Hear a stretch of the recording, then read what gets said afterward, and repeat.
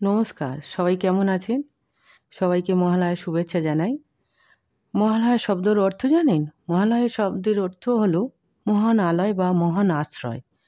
দেবী দুর্গাকে এই মহান আশ্রয়ের প্রতীক হিসেবে ধরা হয়। তাই মাতৃপক্ষের সূচনা উপলক্ষে দিনটিকে মহালয় বলা হয়। মহালয়ের দিন পিতৃপক্ষের সমাপ্তি ঘটে এবং মাতৃপক্ষের সূচনা হয়। এই দিন অন্ধকার থেকে আলোতে উত্তরণের মুহূর্তটিকেই মহালয়া হিসেবে চিহ্নিত করা হয়। এবার চলুন জেনে নেওয়া যাক এবছর দুর্গাপুজোর নির্ঘণ্ট। দুর্গাপুজো 8ই অক্টোবর 21শে আশ্বিন মঙ্গলবার, মহাপঞ্চমী। মহাষষ্ঠী 9ই অক্টোবর 22শে আশ্বিন বুধবার। মহাসপ্তমী 10ই অক্টোবর 23শে আশ্বিন বৃহস্পতিবার।